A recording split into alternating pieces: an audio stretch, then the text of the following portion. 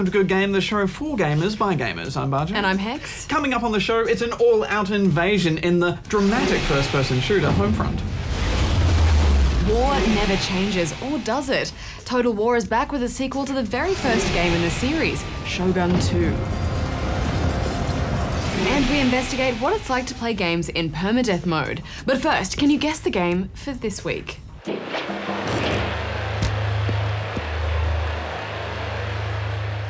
Now, lately we've been giving away a prize each episode, but, well, the vault's been running a little bit dry. Yeah, so we thought this week we could give away a Good Game t-shirt, or you can have what's in the mystery box. Ooh, Oh. it's a mystery. What could it be? Oh, I don't know. I don't know either. So mysterious.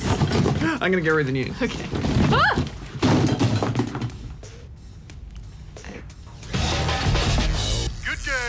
The games industry has dug deep to contribute to relief efforts for Japan following the devastating March 11 earthquake and tsunami. Sony and Nintendo each donated $3.6 million, Sega gave $2.4 million, while Namco and Koei Tecmo gave $1.2 million.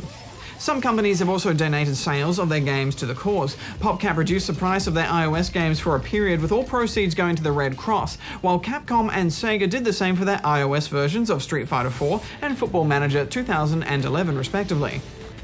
The first hardcore gamer turned real-life pro driver, Lucas Ordonez, also known as Digital Kid, came in an impressive second place during the 12 hours of Sebring, the first of 7 stages in the Intercontinental Le Mans Cup. Ordonez, a 25-year-old Spaniard, was signed to Team Signatech Nissan in 2009 after winning the inaugural Gran Turismo Driving Academy in 2008.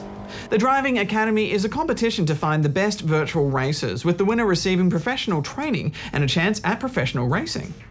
Home Affairs Minister Brendan O'Connor has said the government will look at other options for an R18+ rating for video games if no consensus is reached at the upcoming Standing Committee of Attorneys General in July. O'Connor added that Australia was becoming the laughingstock of the developed world, and that if there is not a consensus around the issue, the Commonwealth will certainly be considering other options because we cannot continue to have an outdated classification system. And lastly, veteran game designer Doug Church, responsible for games such as Ultima Underworld, Thief, and System Shock, has joined the team at Valve Software to work on an undisclosed project. Homefront presents a near-future scenario in which the United States have been occupied by forces from the Greater Korean Republic. Korean's annexation continues to spread despite the US. You play Robert Jacobs, a helicopter pilot who's been taken from his home by force for an ominous bus ride across town. This is bad. The scene is set really well, with some horrifying war atrocities taking place right before your eyes to get your blood pumping. But before too long, you join the resistance and are urged to fight back against your oppressors. It's quite a thrilling start, though you're never completely clear on what's going on or where you're going or why. That's not necessarily a bad thing, but a more personal reason to fight rather than just for honour would have been nice. If Jacob's helicopter pilot story had been set up a little bit better, for example, you might care a bit more. Yeah, it takes a while to work out why you're important, doesn't it, and why you're fighting with these dudes. Still, it's a strong scenario, and being part of a resistance team sets up some powerful moments in the first few hours. Yeah, you do really feel like you're building towards something right at the start, and walking through all these destroyed suburban locations is quite affecting. But then after a while, the levels start to drag. Even in the most intense situations like this chopper mission, it's more tedious than fun. You spend a lot of your time just walking behind teammates, waiting for them to play out some sort of script or some little scenario, and I'm assuming it's there to cover loading, but there are some situations where you're even urged to go and talk to people in a camp, but you're forced to slow walk here, and it's so infuriating. Yeah, and your teammates do a great job of telling you what to do, but it's when the action slows down that their actions in front of you get a little bit weird. I mean, the voice acting is fine, it's just some of those little moments and interchanges just take you out of the game a little bit, and you end up sort of tapping your foot waiting while they stuff about. Yeah, I think the best example of that is when you need to go through a door, you almost always have to let the NPC through first, otherwise you hit this invisible wall. It's like, oh, after you. Please, by all means, we've already got a war on. There's so much downtime in this game that I found I just spent most of it jumping up and down. And it's so serious. It is very serious. Got to break up the series with a bit of jump action. We all came together to create this place, to have some sense of community. No gunshots. We're gonna attack. We gotta do it fast. In fact, you get sick of having atrocities thrown at you every turn, and I think that's because the setup was really good, so not much more was needed to convince us who the bad guys were. I think it tries too hard to push your emotional buttons without letting you get invested enough to care. You know, you just want more action. When you meet a bunch of renegades in a pretty average stealth mission, for example, you end up wandering around for 10 minutes just watching them be psychopaths. You don't buy it, and you don't buy the fact that they can't see you sneaking around. Hello. Brianna, you handle the guy blocking our exit. The guns are fun though, and the weapons feel very precise, and the headshots have a nice pop to them. The enemies do tend to do a bit of a slow Terminator walk towards you, but they're mostly fun to engage. It's not the best looking game on the PC, even though the levels are quite large, which adds scale. Many of the textures are noticeably ugly and low res, and some of the visual effects lack punch compared to current FPS games. But Hex, it wasn't the single player I was looking forward to the most here, it was the multiplayer. Prone, unlocks, vehicles, dedicated servers, and it's not bad. It sits somewhere in between Black Ops and Bad Company 2. Yeah, it's not quite good enough to make you want to pick this over either of those two, but you know, there is some good here. There's a decent variety of unlocks and perks, and as you kill enemies, you have a choice about what equipment you can buy on the fly. These range from a flak jacket to a mini remote-controlled tank and helicopter to airstrikes. I love the mini tank and helicopter. The vehicles handle okay, but not great, and you die so quick in this game that the shootouts become more random than rewarding or strategic. The squad-based options aren't good enough for it to have that Battlefield tactical squad-based strategy, but also you don't have enough health to have those little corridor 1v1 battles that you get in something like Black Ops. Yeah, it almost plays like a harder, hardcore mode. I mean, you need at least an option for more health in multiplayer or, you know, some more modes. I do like how domination pushes you to different points, though. Push forward, comrades. We have new objectives. You can't prone dolphin either, like in Black Ops, because you need to be on the ground before you can drop. The maps are huge and so much fun to be in, and the best part about online, I think. There is a problem with the PC version, though, and that's the laggy mouse controls, and it's actually easily fixed. I think it's just a huge oversight from the developer to have mouse smoothing as true by default, because it made for such a laggy game, and if I wasn't reviewing it and I didn't know about this tweak, I absolutely would have put it down. That would have been a deal breaker, and it's so easily fixed. I don't understand. Yeah, it's pretty stupid. Now, this isn't a buggy game at all, but we did find one glitch, which is our glitch of the year so far. Jake, it's on me.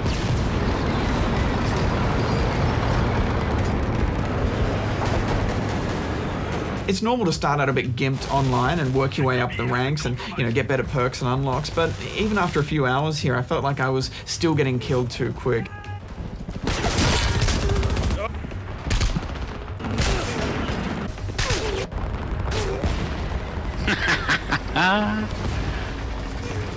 Oh. Single player does rely on difficulty for length, and even with the unique setting and the great online maps, you can't help but feel that you're just going through the motions here. Homefront is checking the boxes of modern FPS. The slow motion take out guys moment, the standard sniper mission, the press a button to do something really intense, which is actually kind of boring because you can't do anything moment.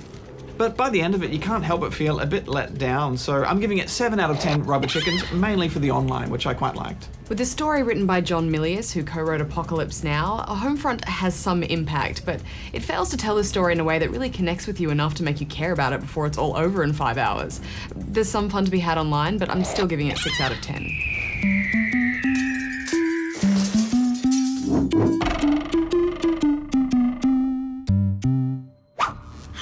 Wolfenstein, never got through chapter 2. Blur, I never even started single player. Modern Warfare 2, I only got through the first couple chapters. I have this affliction where I jump right into multiplayer, and if multiplayer sucks, I put it away.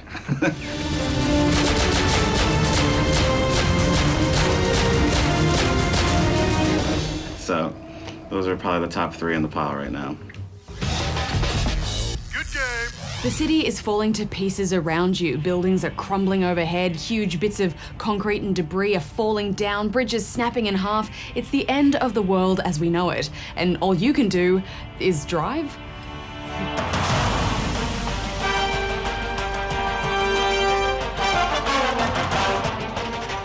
Motorstorm Apocalypse is the latest in the series, and this time around it sees you racing through a city that's falling down around you in real time.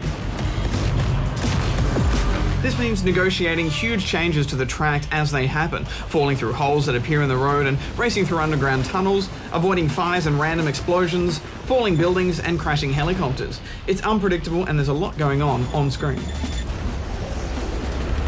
Yeah, and there's a few things to think about while you're racing too. I mean, this really isn't about getting the best possible time, but more the fun that you can have with the terrain and getting the best possible use out of your boosts. Boosting for too long will overheat your car, but like in Pacific Rift, driving through water will cool it down. This time you also have the option of easing off on the accelerator when in midair, which will also cool it down quickly. So you can maximize your boostage by making good use of these elements.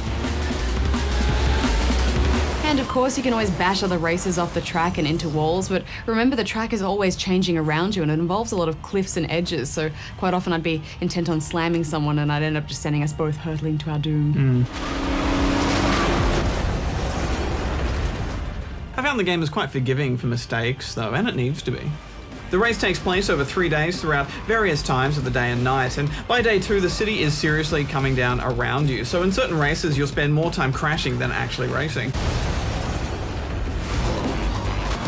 It's hard to see where you're meant to be going half of the time, but pressing X or select will get you back on track after a crash with barely a moment lost, and then you can try and boost back to your original spot.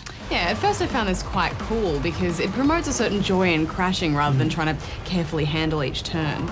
Especially because it's generally faster to crash and then set yourself back on course than it is to try and be careful with your turns.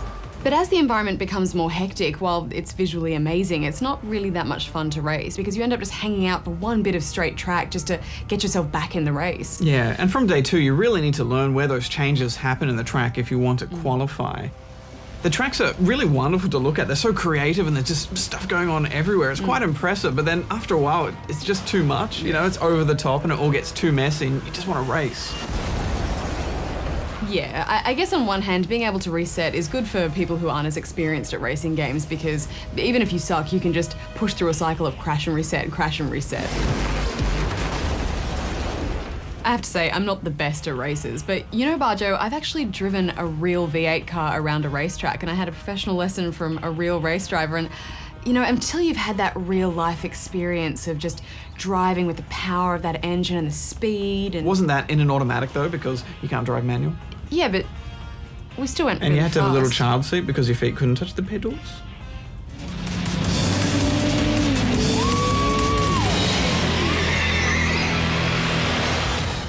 Look, the point is that it's still a hell of a lot of crazy fun without putting too much pressure on the player to be the best possible driver out there. Oh, I can't touch the pedals. Shut up.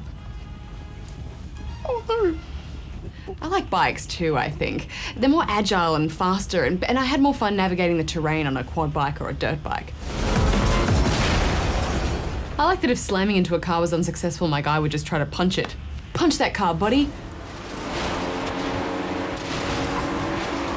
And there's a cool road rash element to racing on bikes as well. As a side note, trying to slam an SUV while on a bike doesn't work. I liked watching the bike crashes the most. I guess they're more hilarious because there's less protecting them.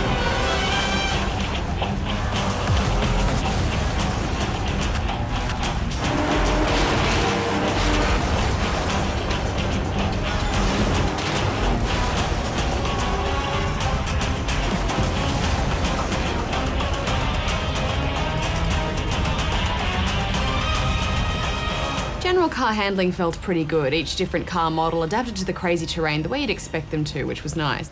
And of course, if you want to have a go at customizing, there's heaps of options for you to create detailed masterpieces out of your various racing machines. One thing we seem to be seeing a lot of lately though is games that don't usually have a story, adding a story, and sometimes it works, but a lot of the time it just leaves us going, why? Yeah, I get the whole idea of it though, you know, the world is ending, so let's make this a racetrack and drive on it. But the story is seriously derpful. Some crazy folk are still in there. It's told through this kind of odd, not quite still comic animation, which looks kind of awkward, and the voice acting isn't great. You see those guys? Just drive around them. Or through them. Whatever. It's basically a team of Fast and the Furious style racer dudes and chicks who are trying to make it through the city alive. Or something. I'm not really quite sure. I ended up skipping through most of it. Me too, it was stupid. And you know what, I love comic art as much as the next person, but seriously, lady, get your boobs out of my face. So, what's up with your eye? It's glass. Hey, not many guys look me in the eye. But you know, the basic concept and setting worked really well, and I enjoy these kind of chaotic off-road races. And to add to the mayhem, there are now civilians, people who are left in the city, which will try and sabotage the race. Looters, fights that break out onto the street, which will turn your race into a GTA-style affair as you mow them down. And meanwhile, there's a counterattack military force who are trying to stop this, but also make life more difficult for you by shooting at you from helicopters. We had a go of the 3D, and I have to say it was executed superbly and really adds to the experience of driving through the chaos of such a dangerous, unstable environment. That being said, this game has a lot going on already, and you might find that adding 3D on top of things is just a little bit too much. Yeah, and call me grumpy, but I'm finding more and more now that I'll try 3D for a little bit and I'll be like, don't like the new stuff. We should mention that Sony had decided not to release this game in New Zealand after the Christchurch earthquake because of the game's content. Now there's been the earthquake in Japan, all future copies of the game have been halted worldwide as well. Yeah, so the game is out there in shops, but because of that limited release, you might find it a little bit difficult to find. As far as off-road races go though, this is as off-road as it gets, so I'm giving it 7 out of 10 rubber chickens. I crashed so much that sometimes even after I qualified, I would crash. Congratulations!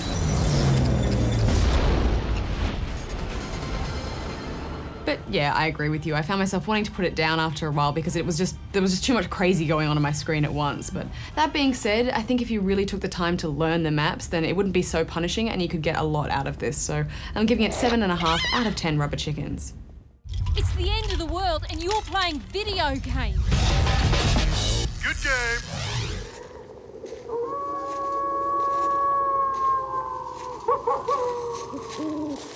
Death plays a fundamental part in most games, but every time our playable character kicks the bucket, we usually have the option to immediately rectify our mistakes and do things over. However, if our character suffers permanent death, well, that's the ultimate penalty. The permadeath mechanic brings great significance to games, changing the way we play and challenging developers to invent new experiences.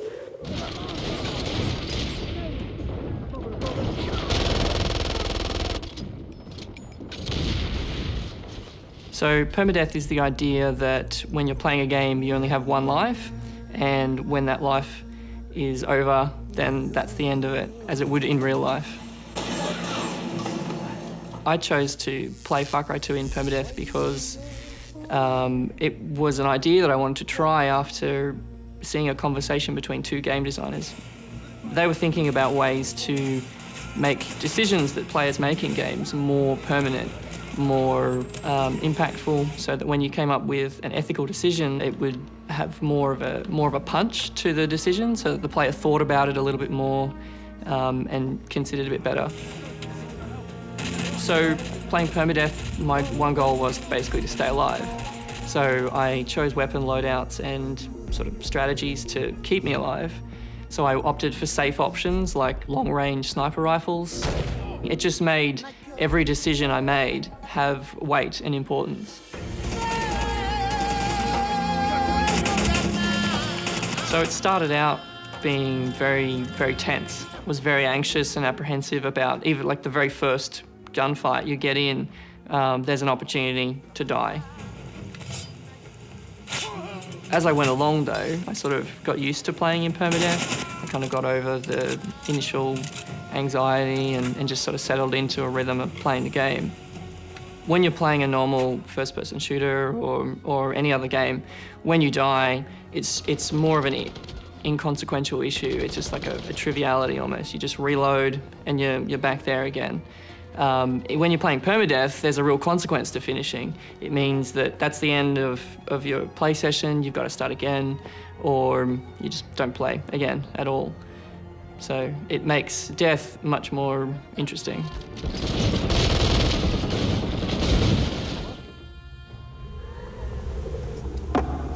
Historically, the idea of permadeath is not that new.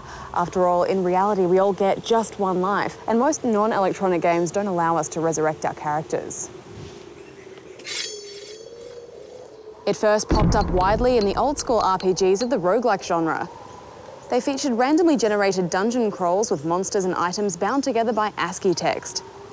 Later, Permadeath found its way into other RPG genres like MUDs, and soon it was appearing in more mainstream titles such as Diablo II and Torchlight. MMOs have dabbled with the mechanic over the years, with most discarding it because of player outrage and business sensibility. Recent games like Mass Effect 2 and Heavy Rain feature variations on the rule, but generally first-person narrative games have shied away altogether. Pure playable character Permadeath is still stuck in the realms of hardcore geekery, and developers continue to grapple with it. Permadeath can be a wonderful and powerful tool to invoke emotions, but by the same token, you've got to be very careful because it's inherently so risky that you may just deter all players from ever looking at your game ever again. The game itself is very simple. It's a mechanic whereby you put the player atop buildings, starting off very small and becoming very large as the game progresses. And in that, we test the player to see if they've got the ability to stay cool under pressure. And so by giving that player one life, and only one life, it really hones in and tests the player to see if they've got what it counts when it matters most. The anticipation is everything. So knowing that you only have one life puts so much more emphasis on where you currently are right now. I've seen players with shaky hands. I've seen players put the game away and say, I need to come back when I'm feeling a bit more prepared. It's been great to see. I've seen people say, you know, I actually feel anxious here. I feel nervous. Yeah, it's been a very positive response to the actual gameplay itself. In a gaming world where quick saves and regenerating health are the standards, a weak and token death may make the game a boring experience for a lot of people. But is permadeath the answer?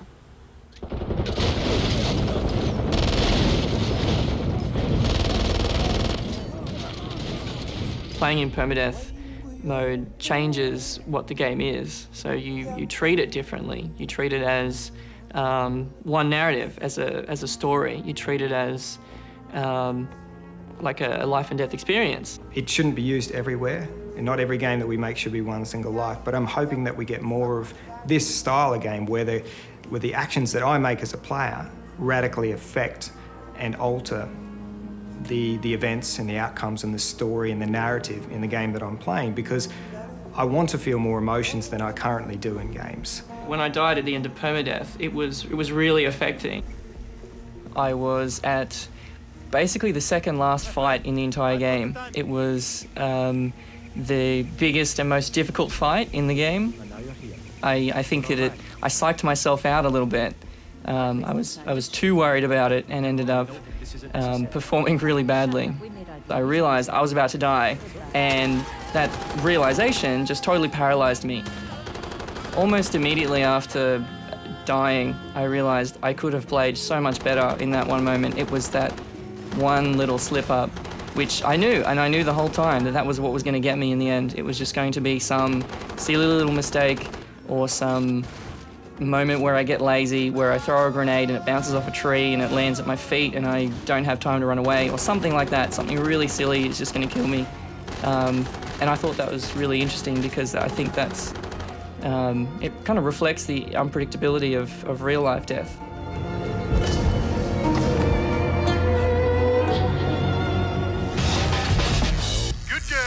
The Total War series has been around for over 10 years now and is best known for its blend of turn-based management and 3D real-time battles. But it all began with a little game called Shogun Total War. And now we come full circle to Shogun II.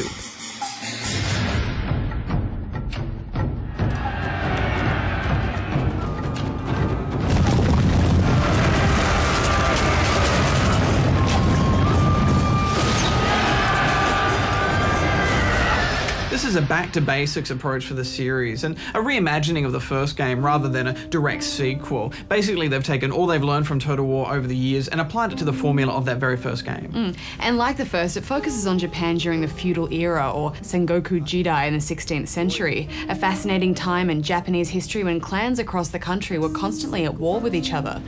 The age of the country at war. After picking a clan, it's your job to become shogun and unite Japan by any means necessary. Because everyone is from the same empire, every army is made up of the same unit types. The only differences between armies now are the bonuses each clan receives, such as improved archers or swordsmen. Our swordsmen are the envy of Japan.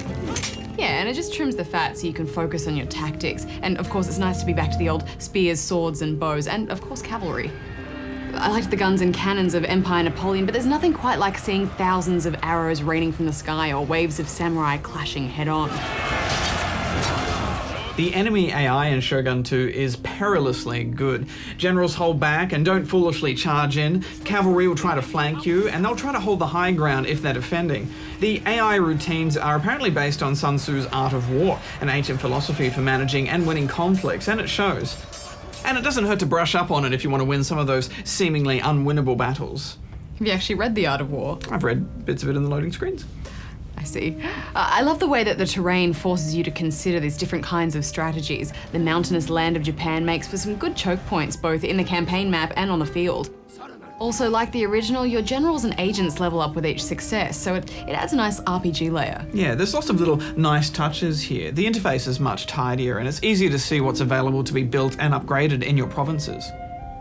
I liked the quick save button before a battle, and the skirmish mode for archers keeps them at a distance without you having to babysit them all the time. Every unit can now climb castle walls and fight their way in, which means you don't have to worry about cumbersome siege equipment. What they've done with the multiplayer is great too. The Avatar Conquest mode lets you create your own general to conquer Japan on a map that harks back to the original. As you fight other people, you'll take areas which unlock units and bonuses, while earning XP to level your general up.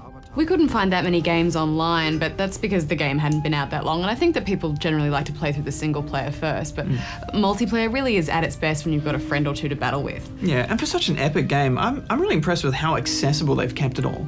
It's still a daunting game, but it's much easier to get to grips with it. It looks and sounds great too, and basically everything has its own little video now. There's also a comprehensive encyclopedia you can access at any time about anything, although I didn't find any explanation as to why the general's men have to wear mini hot air balloons. This is like having two of the best strategy games around crammed into one. It's got a tremendous amount of depth, and you could play this over and over from the perspective of all the different clans and lose yourself to Shogun II for months. I'm giving it 9 out of 10 rubber chickens. Just when I thought this series might be running out of steam, they've really pulled out an impressive game here. And it's the setting that draws you in because it's so authentic. I know I've definitely lost sleep thinking about my next big offensive, so I'm giving it 9 out of 10 rubber chickens as well. What a seriously impressive collection of things. It's amazing. Did you guess the game for this week? It was Cricket World Cup 99, which came out, you guessed it, in 1999. One of the Creative Assembly's many early sports games before they got themselves their own IP with the Total War series. If you'd like to win this mystery box, then you can do so by pleading your case on the Good Game forums or the Facebook page. Next week on the show, we posture, plant and pillage in The Sims Medieval.